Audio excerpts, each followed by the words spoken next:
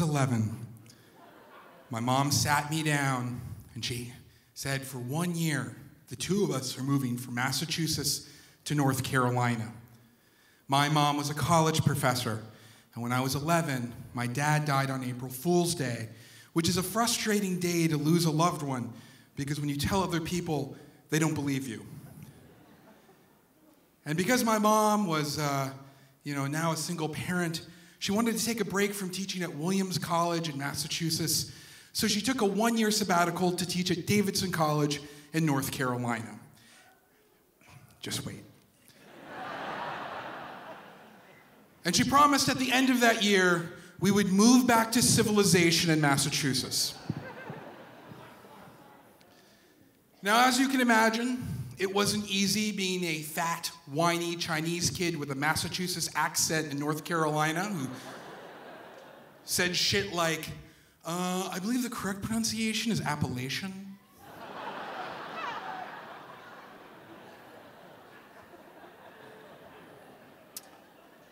The other kids in school were having like mini strokes because they didn't know what to make fun of first. And I didn't know much about the South or how religious they were. One day in school, my teacher had everyone go around the room and tell everyone else their religion, because that's a great idea. I think it's just how they identify the Jews. And when it was my turn, I stood up and I said, I'm an atheist. And another kid said, what's an atheist? And I said, well, it means I don't believe in God. And I think it's stupid that you do.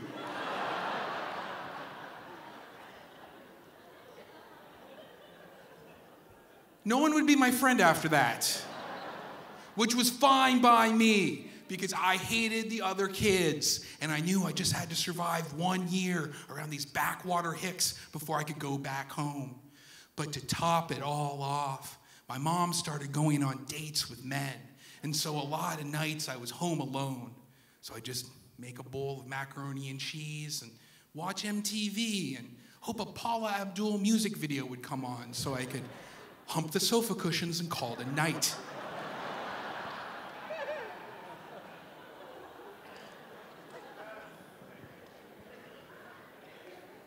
But it was around then that Julia transferred into my class, and Julia wasn't like the other kids in school.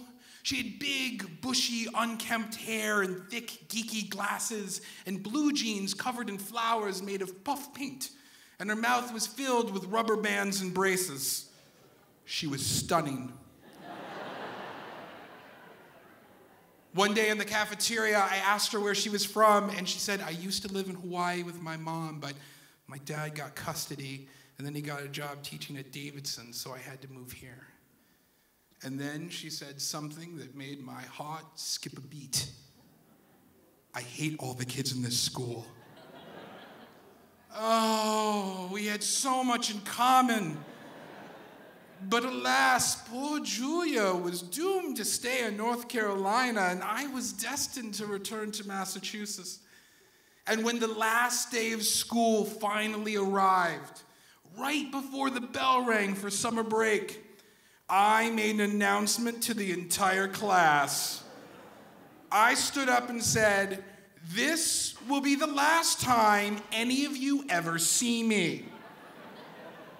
And I just want you inbred rednecks to know that as much as you hated me, I pity you. Because I get to leave, and you have to stay here for the rest of your lives. But a few days later, my mom sat me down, and she said, Davidson's just offered me a permanent job, and North Carolina is going to be our forever home. Well, Mother, that would have been useful information afore committing social suicide. She betrayed me. And that summer, I was moping across the college campus when I saw Julia. She was shooting college students with water guns and then running away. And she saw me and she gave me one and she said, let's get him. So we hung out that day and the day after that and most of the days that summer. We'd go to the library and get a book or go to the student union and get a snack. And she taught me how to make friendship bracelets. But after a while, I got a phone call from Julia's dad. And he said, "John, I'd like to get to know you better. Julia tells me that the two of you are getting along, and that makes me very, very happy. But I'd like to know what it is about you that makes you tick." Oh. It was so weird. And he kept calling. And then I realized, Julia must have a crush on me. And, she told her dad. And now he's calling to check me out. And I'd never had a girlfriend before. But I knew that if Julia would go out with me, I didn't have to worry about all the other kids. The two of us could just start a whole new life together in the hollers of North Carolina. And then near the very end of the summer, Julia and I were walking back to my house. And we were right across the street from my front door. And we were standing under this huge magnolia tree when this burst of wind came rushing past us. And it was so strong we had to hold on to each other. And leaves were blowing all around us. And when it finally died down, Julia looked me in the eyes and she kissed me on the cheek. And it was like time stopped because it was the first time in my life I knew I had a girlfriend. And as we started to cross the street, Julia held my hand. And it felt like my heart was racing because it was the first time I'd ever gotten that rush you get. That when somebody likes you and you like them back. And Julia held my hand for the entire 75-yard walk back to my front door. But when we got inside my house, we encountered this bizarre scene. My mother was sitting at the dining room table, and Julia's father was in front of her on one knee.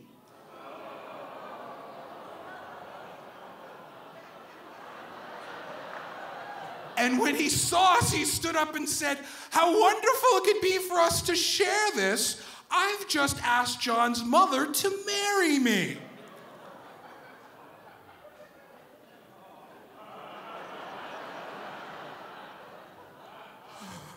It was my worst nightmare because I immediately realized that I had only been living in the South for less than a year.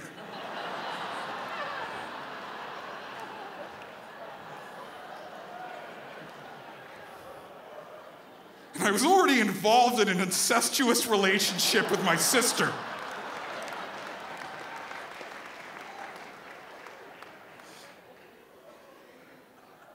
Julia was horrified, and I felt her hand slip away. But it wasn't only awkward for us. My mom had to sit me down again, and she said, "John, I don't want to marry Julia's dad. You see, sometimes mommies just want to be with a man, and then for that man to just go away."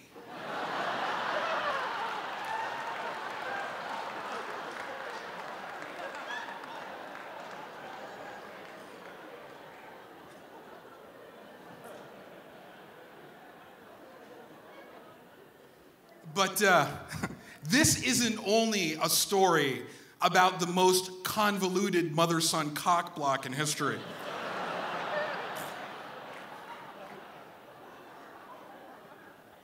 There's another twist. A few days later, I was walking by Julia's house, and there were moving trucks in the driveway. Turns out, Julia's dad was in the same department as my mom, and he had just taken a new job that had opened up at Williams College in Massachusetts. Oh, yeah. Julia ended up going to my old school, hanging out with my old friends, and she went on to become a very successful artist. Meanwhile,